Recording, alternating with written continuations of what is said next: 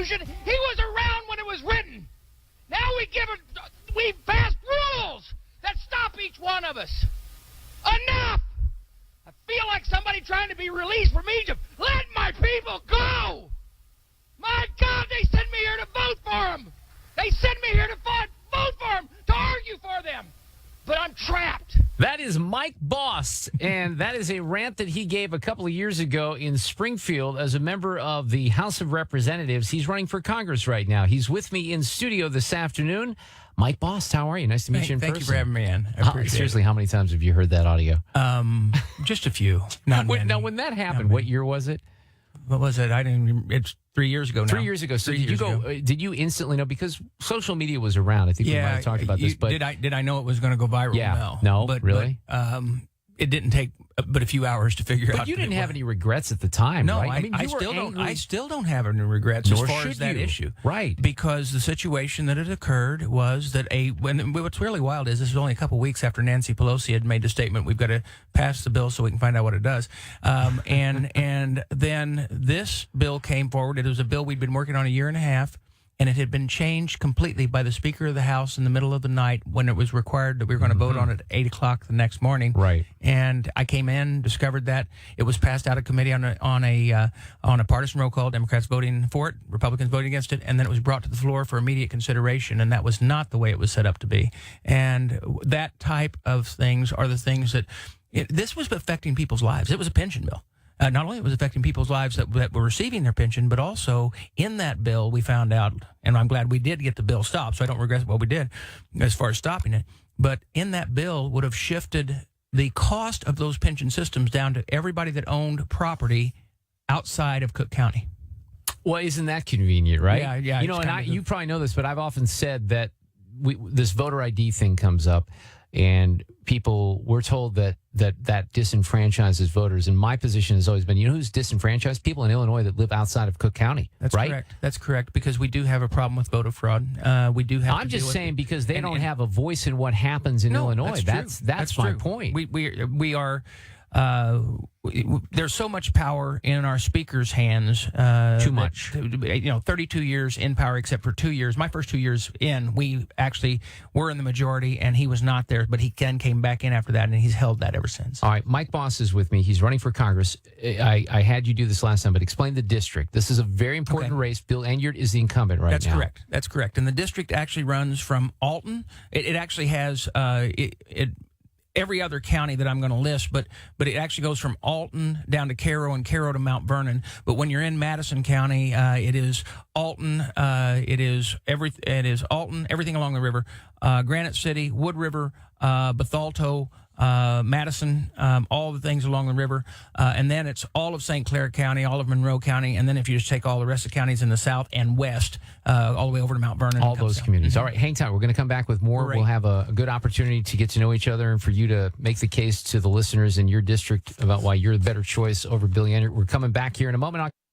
Attention, are you watching your hair and women that requires no... He is running for Congress, and what's the number of the district in Illinois? Illinois 12th. All right, so Bill Enyart is the Democratic incumbent right now. This is an opportunity for a Republican pickup, I would say. Have you ever run for Congress before? I've never run for Congress. I've been a state rep for many years, about 20 years. You were a firefighter? We were just talking about that. And a small business owner.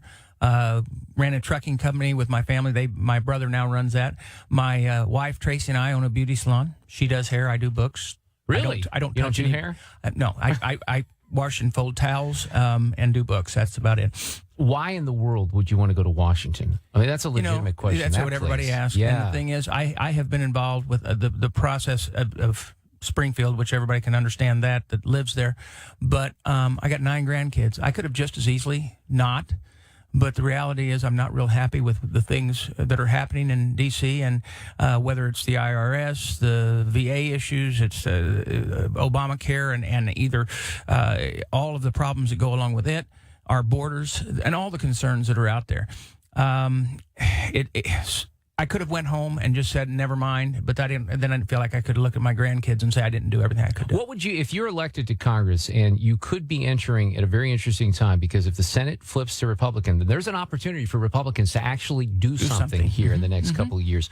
What do you think the number one priority should be? And I don't know if it's enough, but the top couple priorities. Let me tell you, for my district, the number one priority would be reduce government regulation, allowing the opportunity for job growth to occur in our minefields, and increase the amount of coal production, also the amount of oil production, to give us an opportunity to be independent and have a sensible operation of those fields. Let me stop you right there. Why do you want to destroy the environment? Because that's what the other side is going to say, that's what the other side say. And I'm telling you that I'm guaranteeing you that we can do it cleanly and efficiently. We've proved that here in the United States.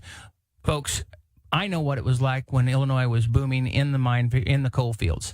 We have the opportunity to be self-sufficient, to keep our fuel rates down, to use coal in a sensible manner, and safely. But right now, all it's doing is taking my district and keeping us out of jobs, not counting the fact that there's many other issues out there as far as Scott Air Force Base, which is vitally important to the region. When you come back up, it's as we see, matter of fact, one thing where people are trying to argue and the president's trying to block is the pipeline that comes in, and actually the Keystone Pipeline, as it comes in, it would actually empty off into Wood River. We're ready for the fuel. It's ridiculous that is not something done. That's been accomplished. Absolutely. All right, so there's a lot of issues. If you watch television, you've seen the ads and they're not really Bill Enyart ads. They are Democratic National Campaign Committee ads, right? So they say all kinds of things about you. I actually was sitting down eating my omelet this morning, and I wrote a few things down. Oh, good. Bost and the Republicans, like my friend. You ever met my friend Paul Ryan, by the way? I do know Paul Ryan. He came in. Paul and I go way back from my days in the People's Republic of Wisconsin. He's one of my favorite people because he's a thinking guy, and he actually thinks about solutions, even though he tries to fix things, right? And he's got great ideas. He gets demagogued on these. But Bost and the Republicans make it harder for women to get equal pay for equal work. There's one allegation. What do you say to that? Well, I have always been very vocal in standing up for women's rights and the women for equal pay. And my history does show that. This is a spin that occurs not only on my campaign, but every campaign of anybody running on the Republican ticket. I tell you what, I've got a wife and 2 daughters and 5 granddaughters, and I hope they all get the best paying jobs they can possibly get. And regardless of whether it's my son or my daughter, I want that for them. There's this assumption that because Republicans might not be for federal pieces of legislation that would guarantee such concepts, that because the Democrats, in my opinion at least, that's where they go for all the solutions. Big government solutions, laws that necessarily won't work. Let me give you another solution besides that. How about it is we increase the amount of people working to where reduce the unemployment rate, and all of a sudden everybody's pay comes up. That's a great idea, right? Or we can do that by going ahead and reducing those regulations and actually putting people to work. Here's another crazy, wacky idea. How about healthcare reform that actually addresses the issues in the market and doesn't just solve the issue with federal programs that have increased? What healthcare reform really was supposed to do?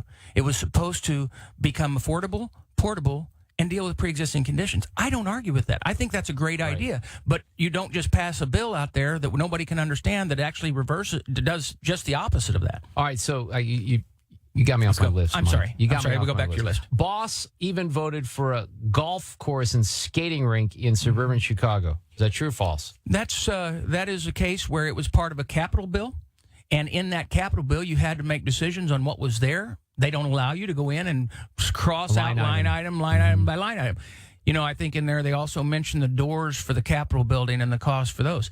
But I'm going to tell you that in my district, there was some money that had to be repaid to a community for a school construction project. There was money in there for SIU, not only Carbondale, but Edwardsville. There were those type things that were in those same bills. So I had to make an informed decision. If I could have went through and line item those others out, I'd have done that. But the reality is that's not the way it works. This happens all the time with, there's a certain amount of me that has a sympathy for lawmakers because in campaigns like this, and you know how this is, those little bits and pieces get pulled out as negative ads. But you are portrayed by your opponent and by Nancy Pelosi as part of the problem and not the solution because of your party affiliation and because I think they want to portray you as some nutjob because of your rant, which was certainly legitimate on the floor in Springfield. But that's the allegation that Mike Bost is not part of the solution. You're part of the problem. You're one of the bad guys. Well, then they can't have it both ways, because what they're saying is I'm part of the problem, not the solution. But actually, many of the things that would have enhanced the problem had I not been the guy that stood up on that floor would have continued to happen. I've been known to stand up not only to the Democrat side of the aisle, but the Republican side of the aisle. Because my job is, when I'm elected, is to serve the district in which I'm elected from, to try to make the best representative that I can possibly be. So where does Bill Enyart not do that right now? Well, let me tell you right now, whether you agreed with Jerry Costello or disagreed with Jerry Costello, Jerry was always in contact with his communities, whether it was the elected officials or just the people in the communities. Yeah, this was his old district, although it's been redrawn to a certain extent. Right. Yeah. And we have not had that under Bill Enyart. What we've got is and the best examples I have of that is that whenever I first announced and I started running, the VA issue came up. And in Marion, I had a town hall meeting. That same night, and he had never had a town hall meeting. He'd been in office all that time. He'd never had a town hall meeting. That week, he'd found out about my town hall meeting, and then he had what was known as a teletown hall meeting. Now, those are good. That's fine. I've had a few myself. But those are very controlled environments. You're not going out and talking to the people. You actually control it as it comes in. Also, after me saying this is a situation you're not being in contact with people, he put together what was known as Congressman on the Corner. Now, I call those office hours. Basically, it goes out to the areas that you don't have a district office in, and you actually start meeting with the people yourself. So this is called Congressman on the Corner. At least that's how other congressmen around this nation do it. In his case, it ended up being his staff that came out, even to the point that one of our local communities, Johnson City, the mayor went and talked with his staff that day, and the mayor will vouch for this. He went and said, I thought the congressman was supposed to be here, Congressman on the Corner. They said, well, he couldn't make it, whatever. He said to the staffer, he says, well, I guess that he probably doesn't even know where Johnson City is. And the staffer said, you're probably right. Here's what I would say, because I know every other person that is elected to Congress in this area. Every Democrat or Republican. Now, granted, there aren't a lot of Democrats. Congressman Clay calls me his favorite conservative talk show host, which he's probably, right about that. But I've never met the guy. I've never met Billy. I've never seen him. I wouldn't even know what he looks like, quite honestly. I'm not even so sure he exists. So I want to thank you for coming in. Hey, thank you. I think there is an opportunity here. I told you last time I played that audio. I loved it. I think that you could be part of the solution in Washington. That's my intention. Thank you for having me on. I wish you good luck in a couple weeks. Thank Mike. Thanks. Hi, this is Charlie Brennan.